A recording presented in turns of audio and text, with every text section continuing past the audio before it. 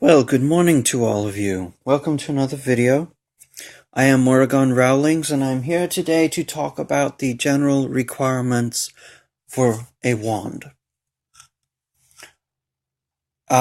Certain of you will know already, and the other of you, of course, I'm about to inform, that I am a Celto-Germanic wizard.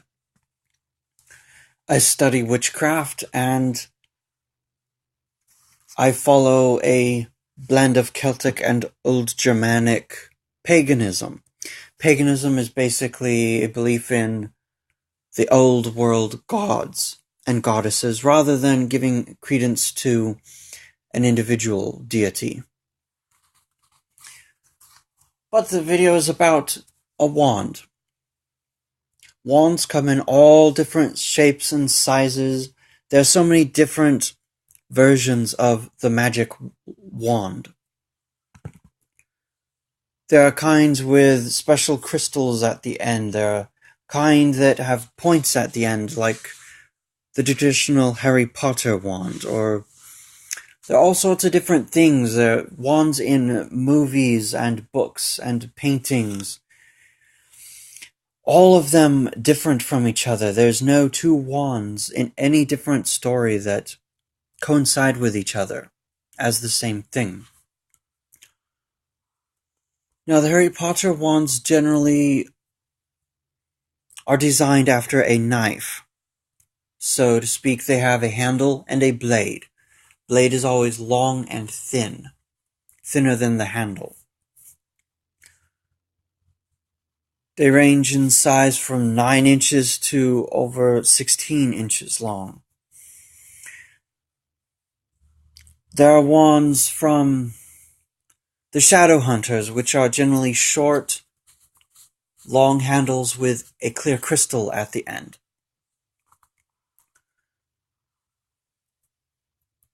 There are wands from many different things that all follow different patterns, whether they have crystals at the end or not. Whatever your design, it is recommended that you make your own. No wand can be as powerful made by another than one that is made by your own self. And yes, I make wands for a living. I have my own wand making company. But I do recommend that if possible you make your own. Mine are not very expensive and very, very colorful and original in style, but I still recommend that you build your own.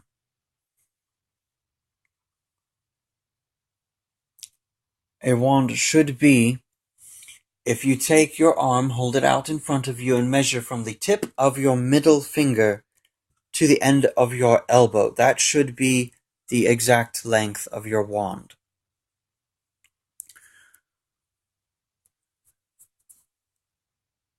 There are many who have said you must strip the wand of all bark, if it is made from wood, so that it has this simple, straight flowing technique. But you may also consider leaving the bark on, because the bark is the basis for new growth, the forward thrusting energy. That can also be applied to your wand and be a very good advantage. Though for style, you may want to pare off all of the bark. It comes down to you and your wand. You should go, if you're taking wand of wood, you should go into the woods preferably at midday or midnight on a Friday, preferably the third Friday of each month, or go at midnight on a full moon. Keep your eyes open, keep watching, stare and study and scry every branch, those in the trees as well as those on the ground. Those on the ground may be the tree offering itself to you. or the wand offering itself to you. Keep watch, and if you find a branch or a piece of wood that calls to you, that captures your attention, and that looks right and feels right when you hold it, even though it will most likely be part of some larger growth that you will have to cut off, keep your eyes open, and when you see it, what you should do, walk around it. If it's on a tree, walk around the tree twice. If it's on the ground, walk around it twice, so that where it is, the ground or the tree itself, know that you are wanting something from them. Ask. Whatever words, the words are yours to be said on the spur of the moment. Whatever you say is what you are meant to say. Ask for it. If you do not feel a sudden barrage of negativity, then your answer is yes. Take it. Cut it in as few cuts as possible. With a saw, you do a lot of churning up and chewing of the wood that's really not very nice. If you can take a sharp knife and whack it off in one blow, that is the best. If more blows are needed, go ahead. But try to do it in as few cuts as possible. Then take some precious or semi-precious stone. If you go and buy a polished rock of some kind from a store, they don't cost very much, but they're still something. Either leave it on the ground at the base of the tree, or where you found it, or even bury it a little underneath the surface of the earth. That is your payment for the wand. And as is very, very clear, nothing can be taken without giving. There has to be a perfect balance. If you take and do not give, your wand is going to do you no good. Oftentimes, you can also go to a crafting store, and if you find wooden dowels, if you prefer the straight kind like you see in the Harry Potter movies, then my suggestion is perhaps a dowel. But take every dowel and feel it in your hand and feel if it has a good flow to it. If you know anything about magic or energy, as some prefer to call it, you will know the flow feeling that you get from any magical tool. Just take every dowel and feel it in your hand and experiment like that until you find one that's perfect, and then buy it. The money itself is payment in that respect.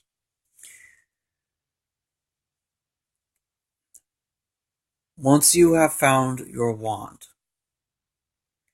once you have made payment for it and cut it loose and taken it home, you're going to want to modify it to any sort of degree that happens to fit what you need in a wand. Whether you have the Harry Potter type that require intricate carving of it,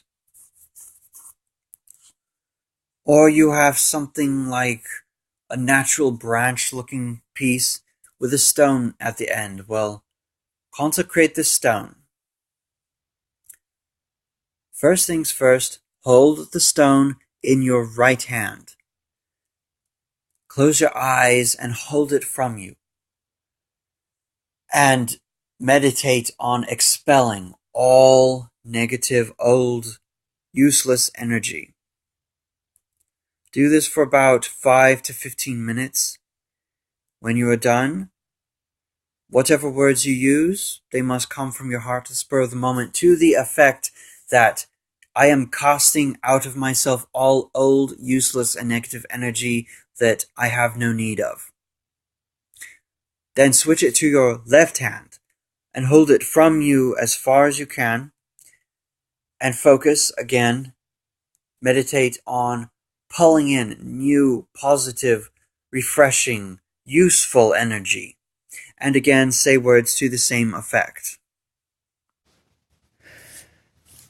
And in so doing, you will have consecrated the stone for your wand. Take said stone, and there are many tutorials, typically on Pinterest, or that's where I found them, where you can take wire and you can weave it and twist it in a netting-like fashion to put your stone in, and then take the loose ends of the wire and bind them around your wand.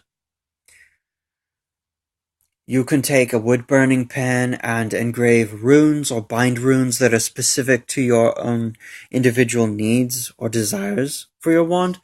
You can wood burn patterns or symbols that you want in your wand. You can even take paint, but I caution you, the paint should be used sparingly because the paint will affect the flow of energy from your hand.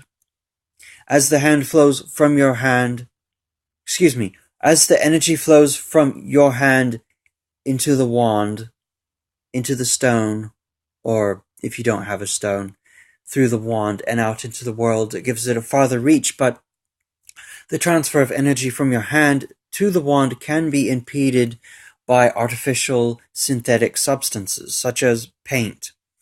If you can find some sort of wood stain that is non-synthetic, well, welcome to it.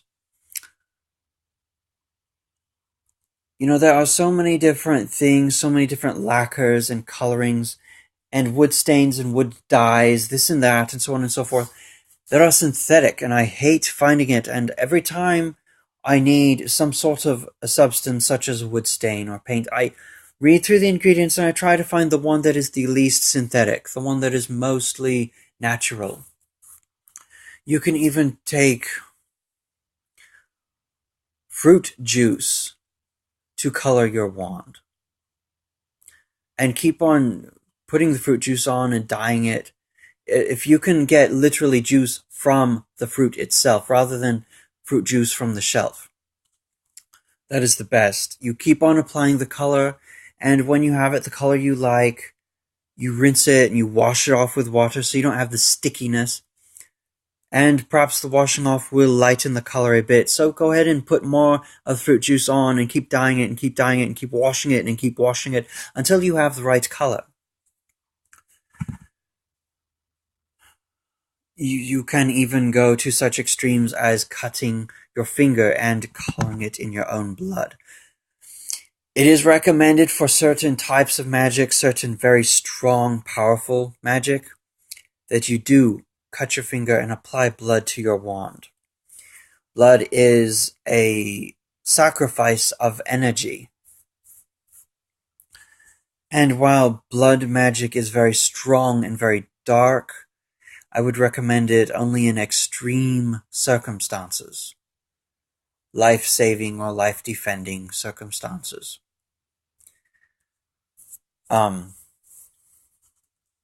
Again, as I've said, the overall length of your wand you're going to want from the tip of your your point of your long middle finger to the end of your elbow. That includes the stone. Give or take a bit, like an inch or two. That's the general length you want. Of course, if you're one who will actually basically turn to old blacksmithing skills and make your wand out of metal, that is a very, very old and very uncommon today practice. The length should be the same as I've specified. Tip of finger to end of elbow. Any sort of design. Steel, preferably not. Steel is an artificial synthetic metal, combining I forget what. Iron and something else. Iron is natural. Copper is natural. Brass is natural. Brass is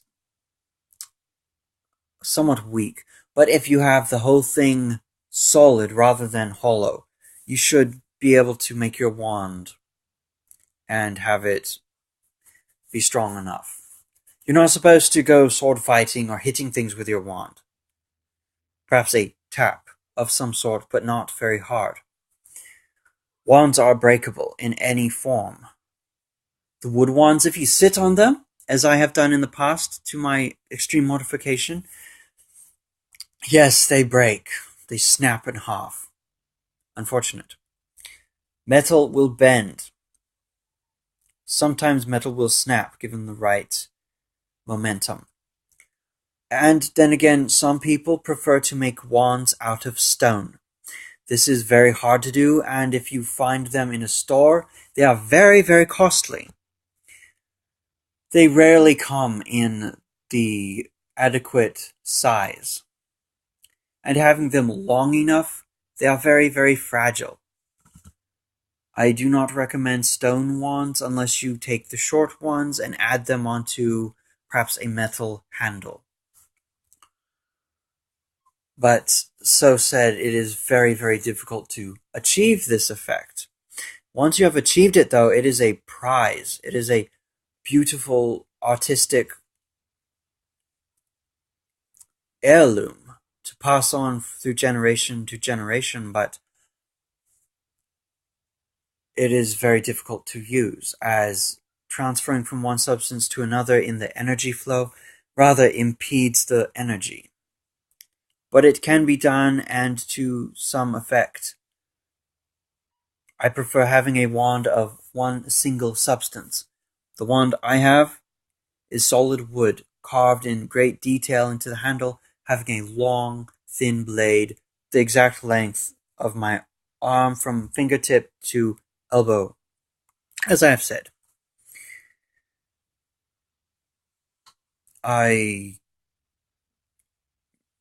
As I have said, I make wands for a living, but I still encourage everyone to make a wand of their own. If you are a practicing wizard, witch, or pagan, or Wiccan, whatever you want to call yourself, and you want to make your own wand, then please, by all means, follow my tutorial. If you want a wand for your child,